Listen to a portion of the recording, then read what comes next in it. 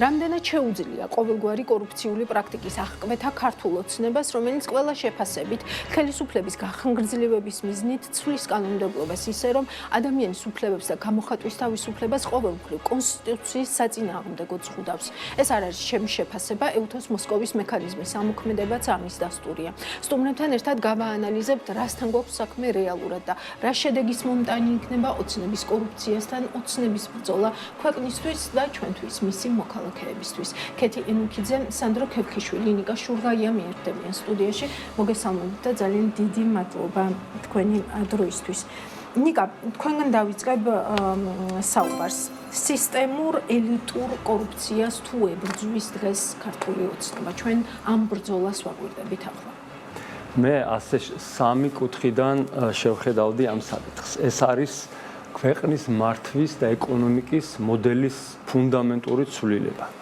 ანუ პირველ რიგში მართლობითი თვალსაზრისით თუ შევხედავთ, ეს ხალხი ანუ de facto ხელისუფლება იწყებს ხელით მართვის წილის გაზრდას. იმის ნაცვლად რომ იყოს სისტემებით მართვა, ვთქვათ ანტიკორუფციული სამსახური, სხვა დამხედველ სამსახურები, დეცენტრალიზებული სისტემა, ეს გადადის უსაფრთხოების სისტემებით ქვეყნის მართვაზე კიდევ უფრო. ეს ყველგან იყო ანუ ეს ODR-ების სისტემა და ეს ჩასმული, მაგრამ სუსის წილი, ესე ზოგადად რო ვთქვათ და უმაღლესი ხელმძღვანელი პირების წილი ქვეყნის მართვაში იზრდება, სისტემური მართვის წილი მცირდება. მეორე შევხედავდი განაწილებითი თვალსაზრისით ამ საქმეს, ანუ ხდება სიმდიდრისა და ძალაუფლების კონცენტრაცია. უფრო და უფრო ცოტა ადამიანი, ცოტა რაოდენობის მდიდარი ადამიანი, თქვათ სექტორები მსხვილდება უფრო მეტად, ძალაუფლებაც მსხვილდება და ცოტა ადამიანის ხელში იყრის თავს და ამავე დროს ეს ამას დავარქვათ ექსტრაქციული ეკონომიკის განვითარება ინკლუზიური საპირისპიროდ. ანუ არ მინდა მე აქ ჭკვიანი ადამიანები და მათი გამომგონებლობა და ამბავი, მე რამდენიმე სექტორი მაქვს და თითოეულ სექტორს ვაკონტროლებ ხელით და კაცად რაღაცა რკინის ხელით მე ამ ყველაფერში ვიყურები, ტექნოლოგიებს ვიყენებ და ასე ვმართავ. ანუ მართავს ექსტრაქციულ ესეთაც გამომწვევ ეკონომიკას იმის ნაცვლად რომ ადამიანების შემოქმედებითობაზე იყოს დაყრდნობილი. და მესამე ნაწილი აქ არის რა ხდება ხალხს. ისევ როგორ ვთქვით, გამსხვილების პროცესია და ასევე ჩვენ ბიზნესში და ზოგადად ეკონომიკაში უფრო და უფრო უცხოელების წილის ზრდა 10 წლის წინ მთლიანი შიდა პროდუქტი და ეროვნული შემოსავალი დაახლოებით ერთმანეთის ტოლი იყო. ანუ ეროვნული შემოსავალი განსხვავდება როგორც ვთქვათ მაყურებლებისთვის რითი შიდა პროდუქტისგან, რომ ის რაც უცხოელებს ეკუთვნის, ის მოგება აკლდება მთლიან შიდა პროდუქტს. სამაგეროდ ქართველებს თუ რამე ეკუთვნით, ნუ ჩვენი ქვეყნის მოსახლეობა საზღვარგარეთ, იმის მოგება ემატება. და ახლა 8%-იანი განსხვავება არის მთლიან შიდა პროდუქტსა და 10 წლის განმავლობაში ასეთი მნიშვნელოვანი ცვლილება მოხდა. ანუ აქ უცხოელების წილი იზრდება. რაზე დგას ახლა ესეთი მოდელი ამ ეკონომიკის, რაზე დგას? ეს დგას გადამორიცხვებზე, ანუ უფრო და უფრო ბევრი ქართველი გადის, თავისი მოხუცები, ოჯახის წევრები უნდა შეინახოს და იქიდან ირიცხება ფული და ეს ფული უფრო და უფრო მეტი გადის და ჯერჯერობით ყოველ შემთხვევაში სანამ იმათ შენარჩუნებული აქვს საქართველოსთან, სანამ ეს ხალხი ცოცხალია, მათი ნათესავები და ასე შემდეგ და ფული ჭირდება და იმათ კიდე საქართველოს ახსოვ და უყვართ, ეს ჯერჯერობით ეს პროპორცია რო ეს გადმორიცხვები იზრდება, მე რაღაც დროს ეს შეიცვლება, იმიტომ რომ იმათ უკვე საქართველოსთან კავშირები გაუნელდებათ და იქ ინტეგრირდებიან იმ ქვეყანაში, შვილები გაეზრდებათ, აქ მშობლები გარდაეცვლება თუ როგორც იქნება, ნელ-ნელა შემცირდება, მაგრამ ჯერჯერობით ეს ცვლილებები დაეწევა. ზარდი ტენდენცია, ასე რო ვთქვათ, მაგრამ მოკლევადაში ეს მათ სასარგებლოდ მოქმედებს, ანუ გავიდნენ ქართველები სამაგეროდ ფულის თვალსაზრისით მოდის აქ და არ ადარდებთ საერთოდ ამ ეს ნაწილი. დემოგრაფიაც ჯერჯერობით პრობლემა არ არის, იმიტომ რომ შემოყავთ უცხოელები, იაფი, მუშახელი და ესეც რაღაცნაირად ბალანსდება. მეორე ნაწილი პირველი მარტიდან მაგასაც შეზღუდვა. ნუ შევხედოთ რა, ნუ საბოლოო ჯამში ისე რაღაცნაირად ეს ტენდენცია გაგრძელდება, გამორიცხული, ამათ ხელში გამორიცხულია, რომ ეგ არ გაგრძელდეს, იმიტომ ამ მოდელს ხვანაირად ვერ ამუშავებ ეკონომიკის. მეორე ნაწილი არის მიწაწყლის გაყიდვა ძალიან მნიშვნელოვანი, ანუ აი ეს გონიო და კწანისის პროექტი მაგალითად რომ და თუნდაც ის რომ ბათუმში დაახლოებით 50% ახალი გაყიდვების უცხოელებზე მოდის, თბილისში დაახლოებით 10%, ანუ უფრო და უფრო ესეთი სხვადასხვა პროექტებით უცხოელების მიერ როგორც ეკონომიკური, ვთქვათ, კვლავწარმოებითი ბიზნესების წილი იზრდება, ისე უძრავი ქონების მიწაწყლის ბუნებრივია გაყიდვა იზრდება. და ეკონომიკა უფრო და უფრო მათი ხდება და ქვეყანაშიც მათი რაოდენობა უცხოელების იზრდება. ნუ ეს პროცესია და ეს აბალანსებს, იმიტომ რომ ისინი ფაქტობრივად ექსპორტია. შენ აქ რაღაცას აშენებ, უცხოელებზე ყიდი. მიწა გაყიდე, გაეცი, ნუ წილში შეიტანე რაღაცაში, იმათმაც რაღაცა ფული მოიტანეს, ასე თუ ისე იქ რაღაც აშენ და აი ამ მიწის გაყიდვა ჩაიჯიბა თქვა რამდენიმე ადამიანმა, მაგრამ რაღაცნაირად ეკონომიკას ეხმარება და მიდის წინ. ანუ იზრდება მთლიანი შიდა პროდუქტი, მაგრამ ეროვნული შემოსავალი შეიძლება სულ არ იზრდებოდეს, შეიძლება შემცირდეს კიდევაც, მაგრამ ესე აჩვენებენ, რომ ციფრები კარგია, თვითონ კარგად არიან და ასე რაღაცნაირი ბალანსი აქვს და ნუ რეექსპორტი ჯერჯერობით, რომელიც სანამ რუსეთი ასეთი შაუბნელი ქვეყანა, ჩვენ სტრუქტურით ვემსგავსებით ტრანსნესტრიას, რაც არის მოლდოვაში, ან ჩვენ აფხაზეთი როგორც არის. ანუ სრულიად სხვანაირი ეკონომიკური და მართვის მოდელი მოდის ქვეყანაში, რომელიც შემზარავია პრინციპში, რო წარმოიდგინოთ ქართველი ერისთვის და ხალხისთვის, ნუ ან მოსახლეობისთვის, ვინც საქართველოში ცხოვრობს ეთნოსის მიუხედავად. ეს არის შემზარავი მოდელი, ფეოდალიზმი ფაქტობრივად, ტექნოლოგიების გამოყენებით ახლებული მოდელი, ძალიან სისხლიანი, გამართული, ხელით მართული, სასტიკი, დამყარებული შიშზე, სიცრუეზე და სიხარბეზე, იმ ადამიანების სიხარბეზე, ვინც ამაში მონაწილეობს. აი ეს არის მოდელი და ნუ ხა არ მინდა რომ ბევრი დრო ზედმეტი წავიღო, ვისაუბროთ რა შეიძლება გამოსავალი იყოს. მე უკვე გავშალოთ შესაძლოა ამას მივიღებ. ქეთი, აი ამ ეტაპზე არსებული ეგრეთ წოდებული კორუფციასთან ბრძოლა რო შევადაროთ. აი რა შედეგები მოყვა უკვე ვთქვათ აი ამ ბრძოლას, რით უნდა იყოს კმაყოფილი, ესე ვთქვათ საქართველოს მოქალაქე, იმით რომ ვთქვათ ხედავს რომ მაღალჩინოსნებს იჭერენ, ვთქვათ აგერ ეფექტიანობის ანგარიშები იწერება და ასე შემდეგ. მოგესალმებით. სინამდვილეში კორუფციასთან ბრძოლა, ნახეთ, ჩვენ ხშირად ვამახვილებთ ხოლმე ყურადღებას, არის თუ არა ეს კორუფციასთან ბრძოლა. კორუფციასთან ბრძოლა არ გამორიცხავს რაღაც ქვეტექსტებს და არაკეთილშობილურ მიზნებს. შეიძლება რეალურად ეს ადამიანები ნამდვილად იჭერენ ადამიანებს, რომლებსაც ძალიან დიდი გაფლან გვაქვს და სახელმწიფო ბიუჯეტს დიდი ზიანი მიაყენეს, მათ შორის დონორების ფული აქვს. ძირითადად დონორების ფულით იკვებებოდნენ როგორც ჩანს ეს ადამიანები, მაგრამ ეს არ გამორიცხავს, რომ მეორე მხარე ამ ამბის იყოს ძალიან მძიმე. ნახეთ, როდესაც კორუფციასთან ბრძოლა გიწევს, იმიტომ რომ შენი გუნდის წიაღიდან გინდა რომ რაღაცა მაქსიმალურად გაწმინდო, ისე რომ გამოხვიდე საზოგადოების თვალში, ეს არის ალტერნატიული გუნდი და ჩვენ მათზე პასუხისგებლობას არ ვიღებთ და ამას აკეთებენ ძალიან მკაცრი მეთოდებით.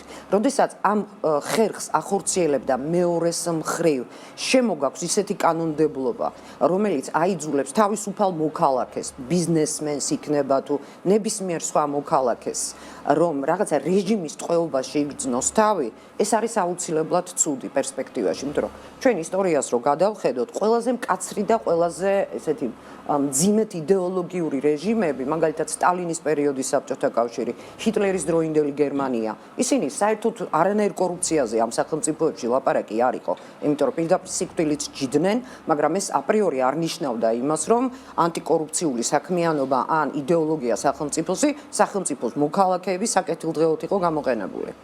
ეს ამას ნამდვილად არ ნიშნავს, პირიქით ჩანს ისეთ შთაბეჭდილება იქნება, რომ ინვესტიციების ისეთ პირობებში, როგორც არის ჩვენს ქვეყანაში, რეალური ხარდაჭერის გარეშე დასავლეთის, რომელიც ჩვენთვის ყოველთვის სერიოზული დასაყრდენი იყო, აი ამ გარდამავალ განვითარებად პერიოდში. როდესაც ამ დასაყრდენის გარეშე რჩები, შენ სხვა გზა არაფერი არ დაგჩენია, რომ ეს ფული რამენაირად სხვა გზებით უნდა ამოიღო და კონტროლი, სხვა მექანიზმებით უნდა განამტკიცო. მაგრამ აი ამ პროცესში შენს მოქალაქეებს რა პერსპექტივას და რა მომავალს თავაზობ, იგივე ბიზნესმენებს, თავისუფალ ბიზნესს რა მომავალს თავაზობ, ეს ჩვენ ჯერ არ ვიცით. ჯერ ჩვენ რასაც ხედავთ, არაკონკურენტული სივრცე, რომელიც 13 წლის განმავლობაში ჩამოყალიბდა და მე არ ვიცი პროცენტული მაჩვენებელი, მაგრამ ძალიან ბევრი კომპანია გავიდა ბაზრიდან. ძალიან ბევრი ბიზნესი შეფერხდა ამ ხნის განმავლობაში, იმიტომ რომ ტენდერებში მონაწილე კომპანიები, როდესაც მუდმივად მორგებულ ტენდერებთან მქონდა საქმე და ამაში ყველა დამეთანხმება, თქვენ ძალიან კარგად იცით ყველა, ხა თქვენი კვლევები ამას ადასტურებს, ხო? და არაერთი კვლევა მაქვს მე თვითონაც ჩატარებული, ეს იმას ნიშნავს, რომ თავისუფალი ბიზნესის მდგომარეობა ამ ქვეყანაში არის ძალიან მძიმე. როდესაც რეალურად შენ აღმოსავლურ სექტორში რჩები და ბიზნეს პარტნიორებად რეალურად რჩება რუსეთი და თურქეთი, რომ მათ ვალუტაზე ხდები ფაქტობრივად დამოკიდებული, იმიტომ რომ შენ სუსტი ეკონომიკა გაქვს და ამ პერიოდში, როდესაც შენ ფაქტობრივად შემოგაქვს ისეთი ტიპის პიროვნების თავისუფლების ხელმყოფელი კანონები, აგერ ეხლა რაც ითქვა მაგალითად, როდესაც ბიზნესმენს გაუმიჯნეს ერთმანეთსგან პოლიტიკა და საქმეთა თავისი წარმოება, ხო? ასეთ ვითარებაში ამას რა სასიკეთო პერსპექტივა შეიძლება გქონდეს, თუნდაც ძალიან მაღალ დონეზე იმუშაონ ანტიკორუფციული მიმართულებით, მე უბრალოდ ვერ წარმომიდგენია. იგივე, ნახეთ, ბიზნესმენს არ უნდა პოლიტიკასთან შეხება. ბიზნესმენს საერთოდ არ აინტერესებს პოლიტიკა, როდესაც ეს პოლიტიკა ადამიანის უფლებებს და მის პირად უფლებებს იწევს. როდესაც ბიზნესმენი იწყებს უკვე პოლიტიკაზე ლაპარაკს, ეს იმას ნიშნავს, რომ მას სერიოზულ პრობლემას უქმნის სახელმწიფო, როგორც მექანიზმი, როგორც მანქანა, რომელიც ყველაფერს უნდა აკეთებდეს იმისათვის, რომ ბიზნესი განვითარდეს, იმიტომ რომ ჩვენ ბიზნესმენებს, როგორც ჩვეულები მდიდარ ადამიანებს, როგორც მდიდარ ადამიანებს ისე ავიღავთ. ჰომო სოვიეტიკუსი, პოსტსაბჭოური მენტალობის ადამიანი დიდად ვერ ეგუება მდიდარ ადამიანს, ამ ფენომენს, აი ესეთი პოპულარული ენით რო ვთქვათ, მაგრამ ჩვენ ხო უნდა ვიცოდეთ, რომ ეს ადამიანები არიან დამსაქმებლები. რეალურად ქვეყნის ეკონომიკას მართავენ სწორედ ეს ადამიანები, თავისუფალი ბიზნესი, თავისუფალი ბაზარი და როდესაც ახლა ყველაფრის ექსპროპრიაცია ხდება ფაქტობრივად სახელმწიფოს ჩინოვნიკური აპარატის მხრიდან და ჩვენ ჩინოვნიკების ჩარევის ძალიან მძიმე მაგალითები გვაქვს ამ ბოლო პერიოდში, რამაც განსაკუთრებით დავიჭინა. ეს ქვეყნისათვის და თუნდაც იმ რიგითი მოქალაქისთვის, რომელიც დღეს ბედნიერი უყურებს, რომ აი კიდევ ერთი მორიგი ჩინოვნიკი დაიჭირეს და ეს არ არის მართლზომიერი პასუხისგება, რომლის წინაშეც ისინი დგანან. აი სანამ ამ ქვეყანაში, ჩვენი კატეგორიის ქვეყანაში არ იქნება განხილული ამ მასშტაბის კორუფცია, როგორც სახელმწიფოს ღალატი, როგორც ქვეყნის ღალატი, იქამდე ჩვენ არანაირი გარანტია არა გვაქვს, რომ ასეთი ტიპის ჩინოვნიკები ყობახიძის პირობებში იქნება თუ შემდგომ პერიოდში და ამავე დროს ჩვენ გვახსოვდეს, რომ ეს არის გუნდები, შეიძლება რომელიღაცა სხვა გუნდის ჩინოვნიკების მიმართ კონდეთ ნეგატიური დამოკიდებულება, მაგრამ საკუთარი გუნდის მიმართ როგორი დამოკიდებულება იქნება ჩვენ არ ვიცით, იმიტომ რომ ის რასაც ჩვენ უყურებთ, ეს არის აისბერგის წვერი. ქვემოთ მე არ მეგულება ქვეყანაში ჩინოვნიკი, რომელიც არ არის ამ კორუფციულ სქემაში ჩართული და იმ მასშტაბებზეა აქ ლაპარაკი, რომელსაც თითოეულ ადამიანი, თუნდაც ათეულობით ადამიანი ვერც ერთ შემთხვევაში ვერ მოაგვარებდა ამას ღრმა ფესვები რო არ ქონდეს. ამიტომ ეს რეალურად არის ბევრად უფრო მძიმე სურათი, ვიდრე სინამდვილეში ამის წინაშე ვდგავართ. კორუფციასთან ბრძოლა არ უნდა იქცეს სახელმწიფოში თავისუფალი მოქალაქის და თავისუფალი ბიზნესის წინააღმდეგ ბრძოლა. მადლობა. სანდრო, გარედან როგორ შეიძლება იყოს აღქმული ის, რაც დღეს აი აქ ხდება, რომ თქვათ რაღაც პრემიერ-მინისტრი არის, თქვათ დაჭერილი ხომ, მე უკვე მაღალ ჩინოსნები, რომლებიც ესე ვთქვათ, ნუ ზოგი დაჭერილია, ზოგი გირაოთია გამოშვებული და ასე შემდეგ, ხო? იმიტომ რომ აი რეიტინგებით თავის მოწონება არ ეშლება და ამით ესე ვთქვათ манипуლირება ქართულ ოცნებას, ხო? ვთქვათ კორუფციის აღქმის ინდექსიც ბევრჯერ გვინახავს ჩვენ აბსოლუტურად სხვანაირად ესე ვთქვათ ინტერპრეტირებული, ხო? ამიტომ აი რა მოლოდინები უნდა გქონდეს რეალურად მათ შორის აი ამ გარედან აღქმის და ამ რეიტინგების თვალსაზრისით აქ გაუმჯობესებას უნდა ველოდოთ, ესე ვთქვათ, მნიშვნელოვნად ქართული ოცნების პოლიტიკის. იცით რა, საერთაშორისო რეიტინგები და შეფასებებშიც თქვენ თუ წაიკითხავთ მაგალითად არა მხოლოდ იმ რიცხვებს, რაც ყველაზე თვალსაჩინო არის ხოლმე, არამედ ანალიზის ნაწილსაც მოყვება ხოლმე ამ შეფასებებს და ბევრია ასეთი. როგორც წესი, ყველგან არის ნათქვამი ის რეალობა, რაც საქართველოში არის, რომ მიუხედავად იმისა, რომ წვრილმანი მექთამეობა ქვეყანაში დიდწილად აღმოფხვრილად რჩება, რა თქმა უნდა, ესეც შედარებითია, იმიტომ რომ თუნდაც სუსის ბოლო ბრიფინგიდან თუ პროკურატურის ბოლო ბრიფინგიდან ჩვენ ნახეთ, რომ აქ საუბარი იყო მაგალითად ჯარში გაწვევის გვერდის არიდების სქემებზე, ხო, კორუფციულ სქემებზე, რაც ასევე მექთამეობაში შეიძლება გავიყვანოთ. ანუ მაგრამ მთლიანობაში ეს პრობლემა ქვეყანას არ უდგას, ამას ამბობენ ეს რეიტინგები, თუმცა მეორეს მხრივ ამბობენ, რომ არსებობს ესე იგი არ არსებობს დამოუკიდებელი ინსტიტუციები, რომლებიც ერთმანეთს გააკონტროლებდნენ, დააბალანსებდნენ აი ამ არაჯანსაღ კორუფციულ ინტერესებს და შესაბამისად არის ელიტური კორუფცია. ამას ამბობს ყველა ეს რეიტინგი. ეს ჩვენი მოლოდინი არის, რომ მიუხედავად ამ დაჭერებისა და კორუფციული გამოძიებებისა, ეს არ შეიცვლება და სავარაუდოდ ჩვენი მოლოდინია, რომ ეს საერთაშორისო შეფასებებიც როგორც რიცხვები და ეს რეიტინგები კლებას განაგრძობს. ცოტა უფრო დიდ სურათშიც აი მართლობის გაუმჯობესების ნაწილშიც მინდა რომ კითხო სანდრო ნიკაც დამეთანხმება რომ მაგალითად მართლობის გლობალური ინდიკატორები მსოფლიო ბანკის კვლევა არის ასეთი კვლევა და ეს კვლევა იმდენად მნიშვნელოვანია რომ მაგალითად Fitch რეიტინგი პირდაპირ იყენებს ამ კვლევის შედეგებს შემდგომ როდესაც ქვეყნის სუვერენულ რეიტინგს ადგენს ხო ეს უკვე უბრალოდ შეფასება კი აღარ არის ქვეყნის რეიტინგის განსაზღვრის საფუძველი შეიძლება გახდეს შეიძლება რომ აღქმული იყოს კორუფციასთან თქვათ ასეთი ტიპის ბრძოლა როგორც მართლობის ხარისხის გაუმჯობესების მცდელობა. Ვიცით რა გააჩნია ბევრი რეიტინგი და შეფასება არსებობს და შეიძლება ვთქვათ ამან რაღაც ეფექტი სადღაც იქონიოს, თუმცა რეალურად ჩვენ უნდა გავმიჯნოთ კორუფციასთან ბრძოლა და ვთქვათ სახელმწიფო ინსტიტუციების ეფექტიანობა და მუშაობის ხარისხი, ხო? ანუ ჩვენ შემთხვევაში ვერ ვიტყვით, რომ ვთქვათ ქვეყანა დაქცეულია, ხო? ანუ ფუნქციონირებს ინსტიტუციები, უბრალოდ ისინი არის პოლიტიკურად დამორჩილებული, ისინი ერთმანეთს ვერ აკონტროლებს და ის კორუფციული ინტერესები, რომლებიც ზოგი ბიზნესშია, ზოგი პოლიტიკაში და ასე შემდეგ, ისინი ახერხებენ, რომ ამ კორუფციული ინტერესებით გამოიყენონ საჯარო რესურსები, ინსტიტუციები და ქვეყნის სიმდიდრე, მოდი ასე ვთქვა, დოლათი და წაიღონ თავისთან. და მაშინ როდესაც ეს უნდა მოხმარდეს ხალხს, ხო? ეს ურთიერთგამომრიცხავი არ არის. ჩვენ მაგალითად ძალიან მარტივად ჩვენ ხედავთ ხოლმე და ძალიან დამახასიათებელია პირიქით მაგალითად ავტორიტარული ქვეყნებისთვის ანტიკორუფციული კამპანიები.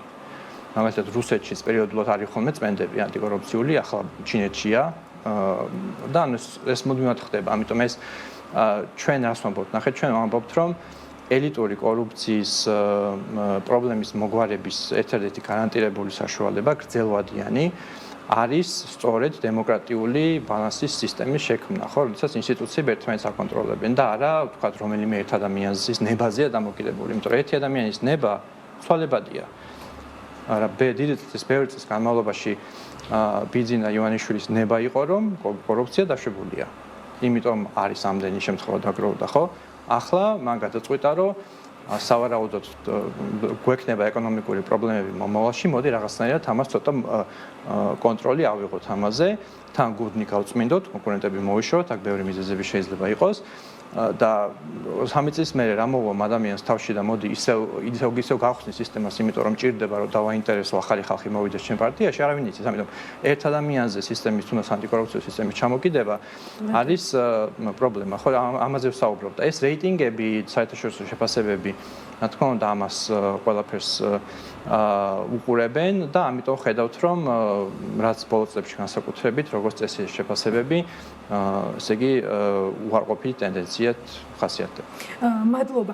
სანდრო, ეს ხაზი მინდა რომ გავაგრძელოთ, აი თქვენ თქვით, რომ ხელით მართვაზე არის ყველაფერი გადასული. ეს ეფექტიანობის დეპარტამენტის შექმნა, ვთქვათ, რაღაც ანტიკორუფციული მეორე პაკეტის შემოთავაზება და ასე შემდეგ, ხო, რაც რითაც არის გაჯერებული ამ ბოლო პერიოდის განმავლობაში ქართული ოცნების message box-ი. ანუ რას უკავშირდება? საერთოდ რატომ მიდის ამაზე ლაპარაკი ქართული ოცნების მხრიდან? რაში სჭირდება ქართულ ოცნებას დღეს აი ეს კორუფციასთან ბრძოლის აი ეს სტატუსი? ნუ ისინი სისტემას ვერ შეინარჩუნებენ სხვანაირად, ანუ თუ დემოკრატიული სისტემა აქვთ მეტნაკლებად და გადანაწილებული, მაშინ ადამიანები სიმართლეს ხედავენ და ბევრ დავალებას არ შეასრულებენ. მათ სჭირდებათ სრულიად შიშზე, სიცრუეზე და ვიწრო წრის სიხარბეზე დამოკიდებული სისტემა, როდესაც თვითონ მართავენ ყველაფერს. ნდობა არ არის, ძალიან დაბალია ნდობა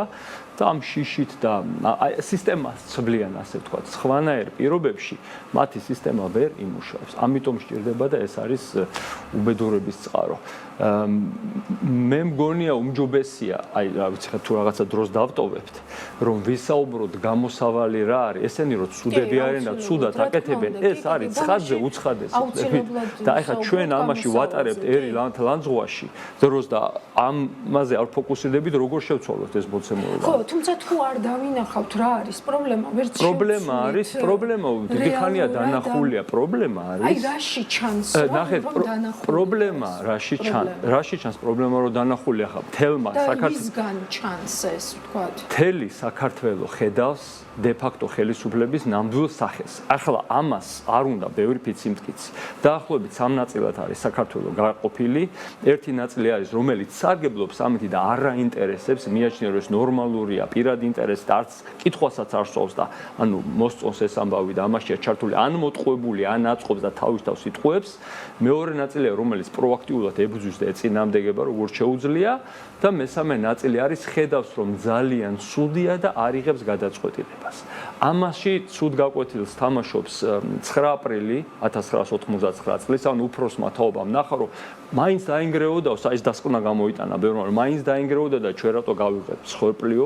ცუდ როლს თამაშობს 2008 წლის წაგებული ომი, ჩვენი რაღაცა სიძლიერე, სიმამაცე რაღაცა დავკარგეთ და ცუდ როლს თამაშობს გარემო ფაქტორები, როდესაც ხედავენ რომ ამერიკის შეერთებულ შტატებში შიგნით დემოკრატია ცოტა ესეთი შეირყა და სხვანაირ ფორმებს იღებს, ევროკავშირი ჯერ ისე ძალიან ვერ მოძლიერდა, იმედი არ აქვს, ასე ვთქვათ, ამ სისტემის. აი ეს გაკვეთილები დამატებული იმაზე, რომ 9 აპრილის მერეც იმ არჩევნებში 1/13 მაინც მიიღო კომუნისტურმა პარტიამ, ანუ ხალხი მოკლეს ხედავდნენ რასი დამპრედა კორუფცია იყო, მაინც ადამიანების ნაწილი მუდამ განწყობილი არიან, რომ ხელისუფლების ფრთის ქვეშ იყვნენ და გაამართლონ ყველა ვარიანტში, მაგრამ ამას რო ეს გაკვეთილები ემატება, საკმარისი რაოდენობის ადამიანი არ იბრძვის და საკმარისად კარგად არ იბრძვის. შეჯამებისთვის ის მინდა რომ აშკარა ყველანაირი კვლევით და დაკვირვებით საქართველოს მოსახლეობის 75%-ს დაახლოებით უნდა რომ ევროკავშირისკენ იაროს და მათ არ მოსწონთ და ქართული ოცნების მომხრეების რიცხვი 30-35%-ს არ აჭარბებს. აქაა საქმე რომ მეორე ნაწილის, ანუ 70%-ის და მეტის დაახლოებით ნახევარი არ იბრძვის, ესეთი გადაწყვეტილება აქვს მიღებული და ის ვინც იბრძვის ტყობა ჯერჯერობით კარგად ვერა, მაგრამ ფაქტი აი ესეა რა და დავინახე თუ არა, მე მგონი ეს საკმაოდ ეჯგვარეშია რომ დანახულია რომ ეს ცუდი რეჟიმია და ცუდი შედეგებია. კეთი, აი 75%-ს უნდაო, ესე ვთქვათ, ევროკავშირში გაწევრიანება და ასე შემდეგ და ერთგული რჩება ევროატლანტიკური კურსის და ნამდვილად ასეა, მაგრამ აი რეფორმებს რო შევხედოთ, ქვეყნის კურსს რო შევხედოთ, ხო, ყველაფერი მიდის საპირისპირო გზით, ხო, ანუ მაქსიმალურად შორდება, ესე ვთქვათ, ევროპას და იმ ღირებულებებს, რასაც ევროპა წარმოადგენს, ესე ვთქვათ, მათ შორის აი იმ 75%-ისთვის. აი ამ ვითარებაში კორუფციის აღმოფხვრა, სისტემურად გამართვა, არა რაღაც დისკრეციებზე დამოკიდებული, არამედ სისტემაზე და ინსტიტუციებზე დამოკიდებული საერთოდ რეალისტური ამოცანა არის, აი ვინმეს მართლაც რომ სურვილი ჰქონდეს, რომ ახლა უნდა დავამარცხოთ, ესე ვთქვათ, კორუფცია, მათ შორის ელიტურ. იცით რა არის, მიუხედავად იმისა, რომ მე ვარ კორუფციის მკვლევარი, მე საერთოდ არ მიმაჩნია, რომ ამ ქვეყნის ყველაზე დიდი პრობლემა იყო კორუფცია. ყველაზე დიდი პრობლემა ამ ქვეყანაში არის ერთპიროვნული მმართველობა და ერთი ადამიანის მიერ გადაწყვეტილების მიღება, ვინ უნდა იყოს პრემიერ-მინისტრი, ვინ უნდა იყოს ჯანდაცვის მინისტრი, საერთოდ ყველაფერი ერთი ადამიანისგან მომდინარეობს.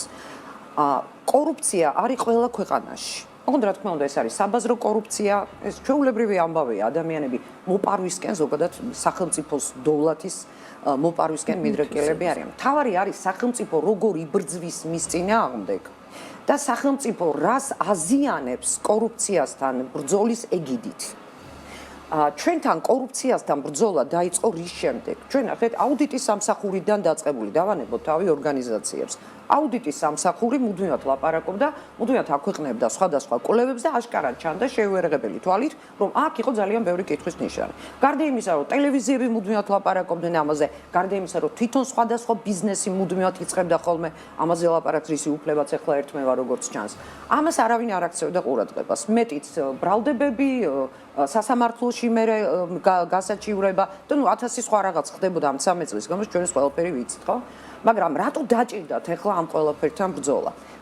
უბრალოდ კორუფციასთან ბრძოლა არის გამოყენებული იმისათვის, რომ მიღებული იყოს ისეთი კანონები, რომელიც ბიზნესის განვითარების შეფერხების წინააღმდეგ ხმის ამოღებას აღკვეთდა და მოსახლეობასაც მიუთითებდა, რომ აი დაკავების საფრთხის გამო იქნება თუ რა ნებისმიერი საფრთხე, რომელიც შეიძლება მათ თავისუფლებას, მათი შვილების მომავალს შეექმნას, აი ამისი პრევენციისთვის ხდება. ამავე დროს ნახეთ რა მხელა პრობლემების წინაშე ვდგავართ. ჩვენ მეგონი უკვე თითქმის აღარავინ აღარ ლაპარაკობს იმაზე, რომ აქციებზე გამოყენებული გაურკვეველი ნივთიერებების მიმართ ძალიან ბევრი კითხვის ნიშანი არსებობს და ეს ამბავი ასე მალე არ ჩაცხრება და არ დაწყნარდება. ტროტუარზე დგომის გამო აპატიმრებენ ადამიანებს. ანუ ადამიანის მოსკოვის მექანიზმი უმნიშვნელოვანესი არსებითი მნიშვნელობის უფლებები არის შეზღუდული. წარმოუდგენელია, როდესაც პედოფილს და მოქალაქეს, რომელიც ტროტუარზე თავის საკუთარ უფლებებს იცავს, ლამის ერთი და იგივე ტიპის სასჯელი ემუქრებათ. ამავე დროს ადამიანებს ნახეთ, ტროტუარზე შეიძლება დადგეს არამხოლოდ ის ადამიანი, რომელიც ევროპული პროექტის და ჩვენი ორგანული ევროპული გზის ჩაშლას აპროტესტებს. არამედ ადამიანი, რომელსაც მაგალითად თავისი შვილისთვის რაღაცა მედიკამენტის უფასოდ მოწოდების პროგრამა სჭირდება. ნებისმიერი ადამიანის წინააღმდეგ შეიძლება ეს იყოს გამოყენებული. ეს არის საკუთარი. შენ თუ კორუფციის წინააღმდეგ იბრძვი, და არაფერი არ ქონდათ საბრძოლველი მათ.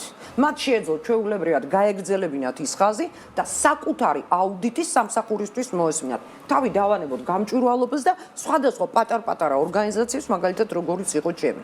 ჩვენ მოსმენაზე არ არის ლაპარაკი. მოესმინათ საკუთარი ორგანოსთვის, რომელსაც ხელფას თვითონ უხდიდნენ, მაგრამ ამას ხო არანაირ ყურადღებას ახსნის განმავლობაში არ აქცევდნენ და ჩვენ გვახსოვს მათი კომენტარები, რომელიც ზრდილობისგან ძალიან შორს იყო. ხო და ეხლა რო დაიწყეს ამის კეთება, რატო აკეთებენ ამას? იმიტომ ხომ არა შემთხვევით, რომ მიიღონ ისეთი ტიპის კანონები, რომელიც არა მარტო კორუფციას, არამედ ადამიანის უფლებებსაც შეზღუდავს. თორემ, ნახეთ როგორ რეალობის წინაშე ვდგავართ.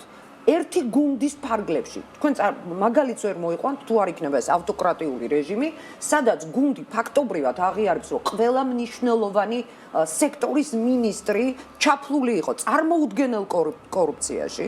აქ 100,000-ზე არ არის ლაპარაკი, აქ არის მილიონებზე ლაპარაკი და ჩვენ რასაც ვხედავთ, რაც არ ვიცით, რაც ჯერჯერობით მათთვის ხელსაყრელი არ არის, რომ თქვენ იქ რა ხდება, კიდე არავინ არ იცის. ჯერ ინფრასტრუქტურის სამინისტროს არ მისდგომია. იქ საერთოდ სრულიად წარმოუდგენელი ამბები ხდება.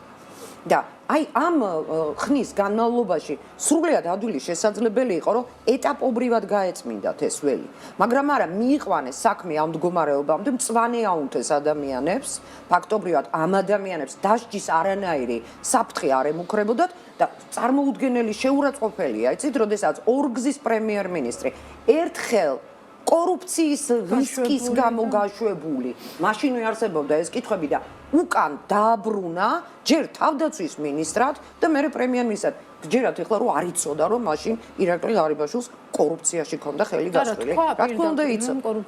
ანუ ხელახლა დააბრუნა, იმიტომ რომ მისთვის კორუფცია პრობლემა არ იყო, მაგრამ ეხლა გახდა პრობლემა, იმიტომ რომ მას სხვა კანონების შემოღება უნდა.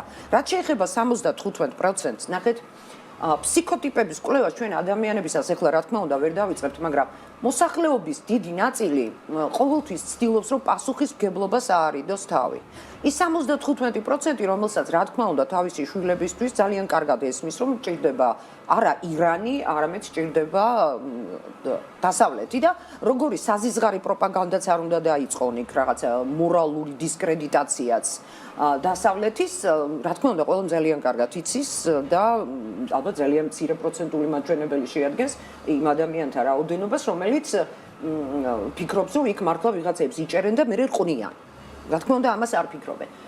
მაგრამ ნახეთ, გადაწყვეტილების მიღება ჯერ ერთი ეს არ არის ადვილი ზოგადად ადამიანისთვის, მით უმეტეს საბჭოთა კავშირიდან წამოსული ადამიანი, პოლიტიკურად აქტიური ადამიანი ზოგადად არის სწორედ იმ თაობის წარმომადგენელი. თქვენ შეგიძლიათ მაგალითად მოძებნოთ YouTube-ში არის ფანტასტიკური ვიდეო 1987 წლის მოამბე ერთ-ერთი სიუჟეტი შეგიძლიათ ნახოთ, რას ისმენდნენ ეს ადამიანები წლების განმავლობაში და რა პირობებში და რა ვითარებაში იზრდებოდნენ. მათი მენტალობა სად ჩამოყალიბდა. ამ 75%-დან ძალიან დიდ ნაწილს არ სჯერა რომ ჩვენ დასავლეთთან ხვალდაზე თავიდან მოგვიწევს ყველაფერზე ლაპარაკი ის რაც ის სისტემები რომელიც ამდენი ხნის განმავლობაში წვალებით ადამიანების დიდი შრომით დიდი ფინანსური რესურსებით იყო მიღწეული ხვალდაზეგრო რისკის ქვეშ დადგება და იმ ევროპას ჩვენ გარდა თავისი საქმეებიც აქვს და ძალიან დიდი ბოდიში ახლა დილიდან დაღამებამდე ამერიკის შეერთებული შტატები და საფრანგეთი ჩვენზე თუ არ ფიქრობს ჩვენ თუ არ შეგვიძლია რომ ეს გავაკეთოთ მე მეორე იცით ადამიანი ტიპიური ობივატელი ყოველთვის მიდრეკილია რომ დაუჯეროს და მოусმინოს ხელისუფლებას ამიტომაც არის მათ არხებს უფრო მაღალი რეიტინგი აქვს იმიტომ რომ რეალური ძალაუფლება რა კი მათ ხელშია რა კი გადაწყვეტილების ბერკეტები მათ ხელშია მაინც მეტნაკლებად აქვს იმედი რომ მას მოусმენენ და მას გაუგონებენ. ხო, და საპირწონე ძალაც არის ჩანს ვინც ამას რაც უფრო ეგზისტენციალურია. ეგზისტენციალური საფრთხე, მეტაფიზიკური საფრთხე, რომელსაც რეალურად ვერ ხედავ. ყოველთვის მინავლულია ხოლმე და საფრთხეთ არ აღიქმება, სანამ კონკრეტულ ადამიანს პირადად არ შეეხება. ეს მექანიზმიც მუშაობს. ამიტომ აქ მე ვფიქრობ, რომ კი, ისინი უფრო გონივრულად ფიქრობენ, რომ ხვალდაზეგ შეიძლება უბრალოდ ეს მოთმინების ძაფი ძალიან მოულოდნელად გაწყდეს, როგორც წესი ასე ხდება ხოლმე. სულიად არ საიდან აღმოცენდება ხოლმე უდიდესი პროტესტი და თავისთავად ცხადია, რომ ისინი მაქსიმალურად ცდილობენ, რომ პრევენციისთვის ყველა ზომას მივარდონ. ამიტომ გამოსავალზე დავხარჯოთ დრო ნამდვილად. ნიკა, ანუ აი მაშინაც კი როცა კორუფციასთან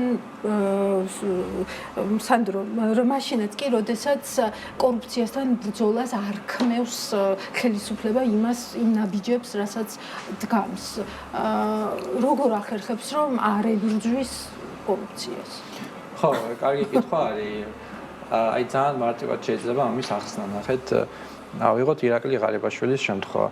ირაკლი ღარიბაშვილი ჩვენ ბევრი წელია ვაკვირდებოდით ელიტურ კორუფციას და ვაგროვებდით ამ გამოძიებებს. ირაკლი ღარიბაშვილი იყო ნომერ პირველი კორუფციული ბრალდებების მიხედვით. ანუ იმ გამოძიებების, რაც გროვდებოდა ბოლო წლების განმავლობაში ჟურნალისტებისგან. ის გამოძიებები, რომლებიც ახლა მის წინააღმდეგ არის, მაგალითად, იმ გამოძიებებში საერთოდ არ არის საუბარი სამთავრობო თვითმფრინავის გამოყენებაზე, რაც დიდი სკანდალი იყო კორუფციული. საერთოდ არ არის საუბარი ნეპოტიზმზე, რის გამოც ის თავდაპირველად ვიძნევენ იმშვილმა გაუშვა და შემდეგ უკვე მეორე ჯერზეც. შემდეგ არ არის საუბარი ასევე ბაკურიანის დღეზე, რომელიც ასევე იყო დიდი კორუფციული სკანდალი. და იქ არის სხვა ისე ხო ხდებით, ანუ ერთი ადამიანის შემთხვევაშიც კი არის შერჩევითად. არის ის ესე იგი გამოძიებები და ის შემთხვევები შერჩეული და იქაც იმდენად ბუნდოვნად არის ინფორმაცია მოწოდებული საზოგადოებისთვის, რომ მაინც არ მოუწიოთ იმის თქმა, რომ ეს ადამიანი ყველაფერს იპარავდა. იქ ტყე მოიპარა, იქ თვითმფრინავი მოიპარა, იქ ის მოიპარა, ხო ხდებით, ანუ მაინც ერთგვარი PR ფილტრს გადის გამოძიების ქმედებები, ხო, რას მოკიდებენ ხელს და იქაც ბუნდოვნად გვეუბნებიან.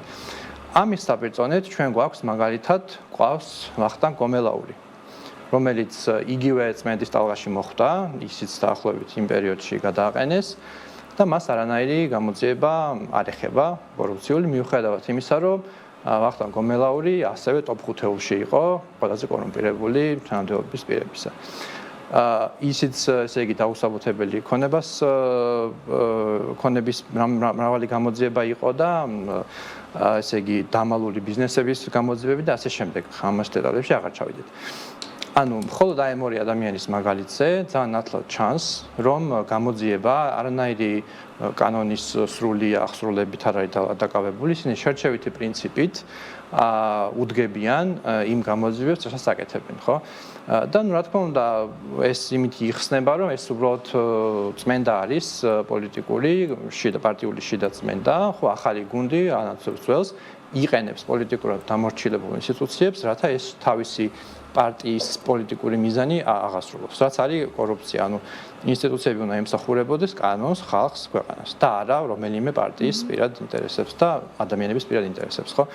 ამას ჩვენ ვეძახით მიტაცებულ სახელმწიფოს, მიტაცებულ ინსტიტუციებს და ასევე ის მასშტაბი, რომელიც თუნდაც ოცნებისავე გამოძიებებმა გამოავლინა და ის კორუფციული სქემები, რომელზეც ისინი ახლა ყვებიან და აღიარებენ, ეს მხოლოდ ადასტურებს ჩვენ ბოლო წლებში ჩვენს დიაგნოზს, მოდი ასე ვთქვათ, რომ საქართველოში კორუფციამ იყო კლეპტოკრატიის ფორმა. როდესაც რეალურად ვინც იღებს გადაწყვეტილებას, ვინც მართავს ქვეყანას, მათი მთავარი პრიორიტეტი, პირველი პრიორიტეტი არის პირადი ფული, პირადი გამდიდრება და ძალაუფლება და სხვა ყველა ინტერესი, ბიზნესის ინტერესი, მოქალაქეების ინტერესი, ქვეყნის ინტერესი, მათ შორის უსაფრთხოების ინტერესი არის სრულიად მეორეხარისხოვანი. უფროსი ბოდიში წლების განმავლობაში თურმე მარტივად 1.5 მილიონი ლარი თუ დოლარით შეიძლება და მოესყიდა უცხოელ ბიზნესმენს. ანუ როცა ასეთი სიტუაცია გაქვს, იქ ის თურქი ბიზნესმენი იქნება, რუსი ბიზნესმენი იქნება თუ ირანელი ბიზნესმენი იქნება და აი ამ კორუფციის გამო რა საქართველოს რომელი უსაფრთხოების ინტერესი დათმო ამ ადამიანმა კიდე კაცმა არ იცის, ხო? ამიტომ ეს არის ძალიან დიდი პრობლემა და ჩვენ არ ვიცით სინამდვილეში რეალური ზიანი რა მიადგა ქვეყანას და რა დაგხვდება ჩვენ წინ ამის გამო. და აი ამ სურათში, როდესაც ამ სურათს ხედავს მოქალაქე და ვთქვათ, აანალიზებს ამ სურათს, გისმენთ მათ შორის თქვენ შესაძლოა ამ ეთერშიც. აი მე უკვე ვთქვათ ინსტიტუციურად შედარებით უფრო წვრილ საკითხებზე საუბარი, მაგალითად როგორი უნდა იყოს ქვეყანაში შესყიდვების სისტემა და ასე შემდეგ. ანუ რამდენად დამაჯერებელი ხდება მისთვის, რომ აი ამ პირობებში შესაძლებელი არის მართლაც ინსტიტუციური რაღაც გამართულობის მიღწევა. ხო, რა თქმა უნდა, მე ეს სერიოზულობას კარგავს ასეთი დისკუსიები. ჩვენ მაგალითად როგორც არასამთავრობო სექტორის წარმომადგენელი, რომელიც ქართული ოცნების დიდი ძალისხმევით განადგურების პირასაა, ჩვენ დიდი სიამოვნებით ვისაუბრებდით შესყიდვების რეფორმაზე, სხვადასხვა რეფორმებზე და ჩვენთვის ყველაზე კომფორტული იქნებოდა, რომ არ მოგვიწევს საუბარი ინდივიდებზე და კონკრეტული ადამიანების კორუფციაზე. ეს არ არის ის, რაც ჩვენ გვიხარია და მოგწონს.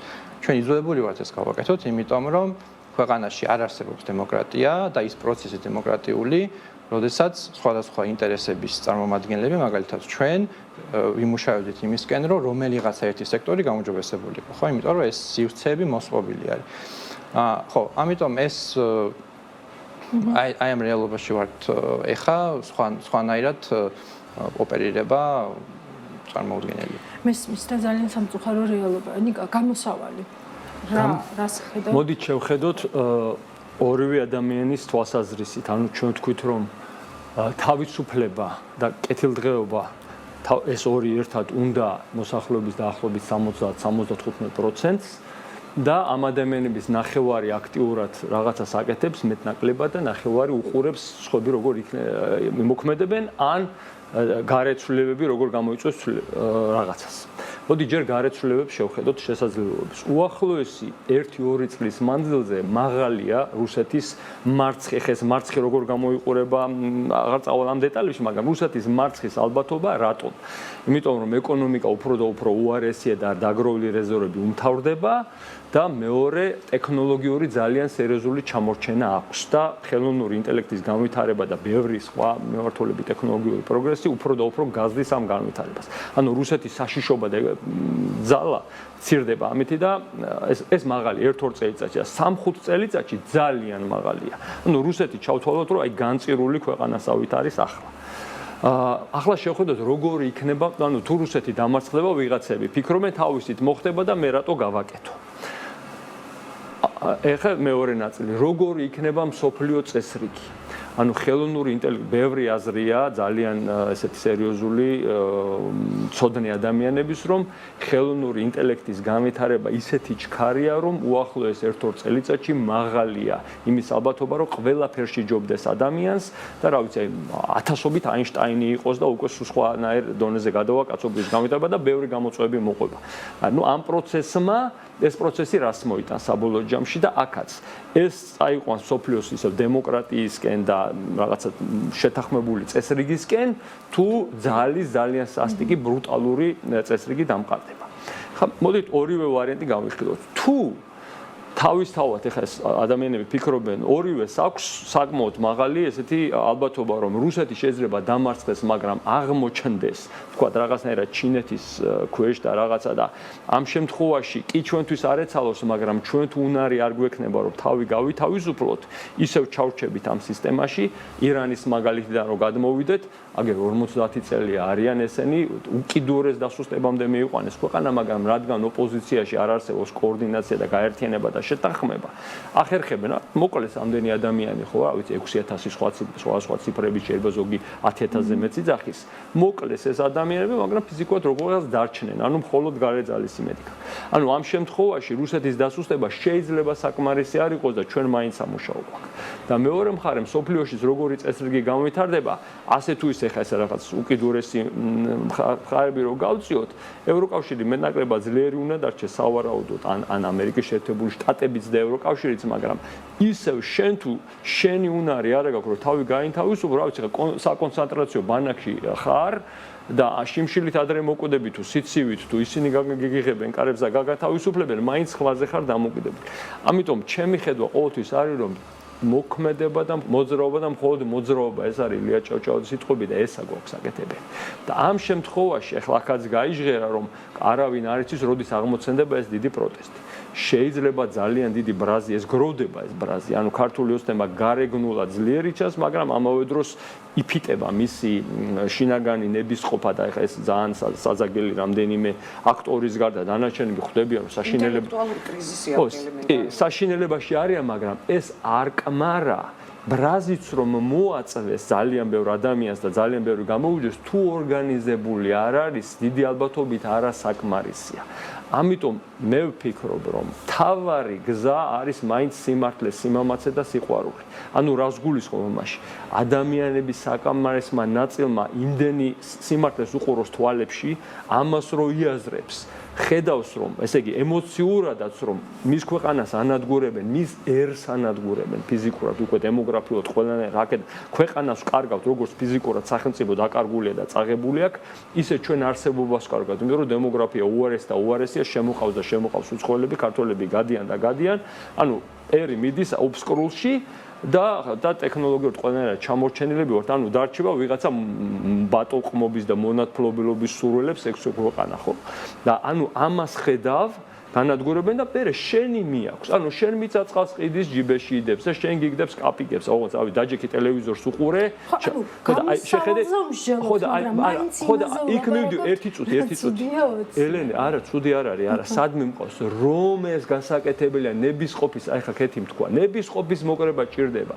ანუ გამოსავალი არის მაინც უფრო დიდი რაოდენობის ადამიანების მიერ ამის გააზრება და მოქმედებაზე გადასვლა და აყურება. აქ არის გამოსავალი და შემდეგ რეცეპტები უკვე მარტივია. ეს არის ერთობა, გათიშე და იბატონეს წინააღმდეგ. ანუ როდის თუ ადამიანები აზროვნებენ, თუ სიმართლე შეხედეს თვალებში, მოიკრიბეს სიმამაცე და თავისი ქვეყნის და თავის ოჯახის და ამ ყველაფრის სიყვარულით მოქმედებენ, მაშინ ისინი მოიფიქრებენ, ძალიან ტვინიანი ხალხი ვართ ერი და ეშმაკობაც არ გვაკლია. შეიძლება ვიღაცას განათლება არ კონდეს, მაგრამ ცხოვრებისეული ის კონდეს მარიფათი, ნაცარქვევთიობა, ეშმაკობა და ამავე შეიძლება რაღაც ნაწილია ძალიან განათლებულია და რაღაც სხვა თვისებები აკლია. ხო, აი ამის ერთობით მერე შესაძლებელი გახდება. საბოლოო ჯამში არის ძალების გაერთიანება და გამიზნული ბრძოლა. რა მის დამატებას გინდათ გამოსავალთან დაკავშირებით? ნახეთ თქვენ ბრძანეთ და აი მას გავაგრძელებ ამ თემას. არა მარტო რაღაც ინტელექტი, არა მარტო რაღაც მარიფათი, არამედ თავარი რა არის იცით, აი ისტორიას რო გადავხედოთ როგორც კი ოდნავ საშუალება აი რაღაც ნაპრალი გაჩნდებოდა, საით მიდიოდა ქართველი კაცი ყოველთვის დასავლეთში. ყოველთვის, არასდროს არ წავა აღმოსავლეთში.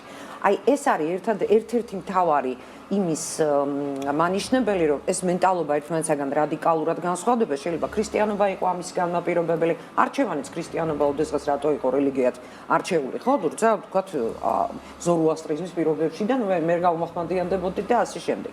ნუ მაინც მიდის დასავლეთში, მუდმივად, არც ჩრდილოეთ იძულებითი არჩევანი იყო, ჩვენთვის ყოველთვის. ანუ რაც არ უნდა გააკეთო, როგორც არ უნდა ჩაკეტო, ნებისმიერ შემთხვევაში მაინც წავა. აი ქუჩაში რო გავიდეთ ახალგაზრდებს რო შევხედოთ, ვერ ნახავთ მაგალითად ინტენსიურად თუ რამე დღესასწაულისთვის არ ემზადება ტრადიციულ სამოსში ჩაცმულკაც. მაინც ყველა გამოიყურება როგორც ევროპელი. ეს სტანდარტი არსებობს ჩვენს არაცნობიერში. ჩვენ ევროპელები ვართ. აი კრეტა მიკენის კულტურის ერთ-ერთ ფუნდამენტს წარმოადგენს ჩვენი კულტურა და ამას ვერანაირი ბიძინა ივანიშვილი ვერ შეცვლის. ისიც აი ძალიან უსუსურად გამოიყურება ამ ფონზე ქართული ოცნება, როდესაც შორეულ პერსპექტივაზე ვლაპარაკობთ. ეხლა სრულიად წარმოუდგენელია, რომ ჩვენ რაღაც გამოსავალი აქედან არ მოვძებნო და რაც უფრო მეტად მოუჭერენ მარწუხს. ეს აუცილებლად იმოქმედებს მათ წინააღმდეგ. სანდრო გამოსავალი. ძალიან მოკლედ თვითყვი, ეს არის გამძლეობის ბრძოლა. ნაკლები ემოციები მალე ჩერდება და სრულდება, მეტი ორგანიზებულობა და მეტი თანადგომა. მადლობა.